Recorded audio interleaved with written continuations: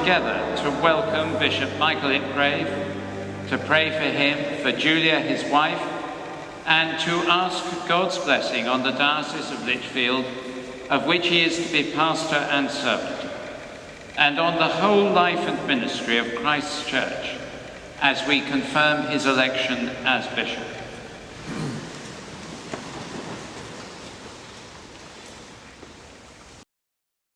The significance of this service and court proceeding to an outsider is quite bizarre and well hidden by the way we do it. I mean, it is, frankly, you expect everyone to burst into song and start dancing any minute. But it goes right back to the 4th century, at which point people used to rock up and say, I'm the new Bishop of Lichfield, or wherever it was. And because nobody had photographs, they would say, oh, are you really? How very interesting. And put them in. The next thing you knew, you got the wrong person. So what they started was you have to turn up in front of the Metropolitan. You have to prove that you are who you say you are with a lawyer. They're convinced that lawyers always tell the truth. So you have a lawyer because bishops don't and lawyers do. I struggled with this one. The Queen, as Supreme Governor of the Church, has a responsibility under statutes going back to the reign of Henry VIII of effectively initiating and controlling the process that takes us to the confirmation. And a very important step in this is the issuing of her letters patent. They're handwritten, not printed, and they are written on parchment, and so it is a very stiff and permanent record, unlike paper. And then attached to the foot of the document is the Great Seal of the realm, unique to Her Majesty Queen Elizabeth, and appears on some of the most significant public documents. The question is raised as how this reflects the links between church and state.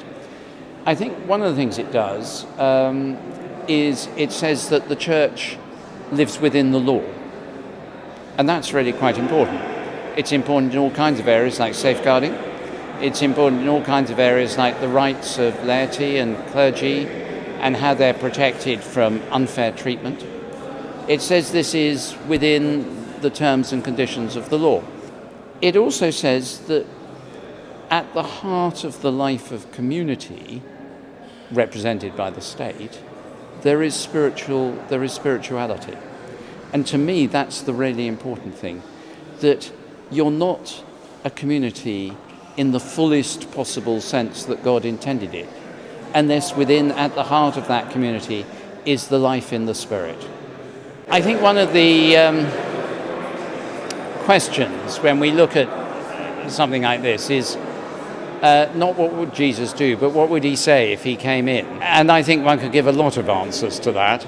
There is a lot of pomp and circumstance which has got wrapped up over the history. It used to be just a court without really a service.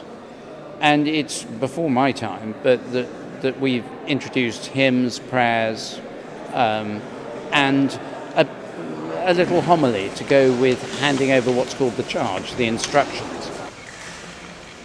And so we tried to centre it back on Jesus Christ, because no ministry is worth having unless it's centred on Jesus Christ. So I think he might say, well, not brilliant, but I can see you're doing your best. As the Crown Nominations Commission considered prayerfully and carefully the call of the new Bishop of Lichfield, they discerned an especial sense of urgency around the tasks and ministries which I now set before you, to guide you as you prepare to take up your new office and ministry. It effectively launches the ministry of the bishop from three-quarters of the way through the court and the service. The bishop is the bishop for what they call the spiritualities, doing the spiritual leadership of the diocese.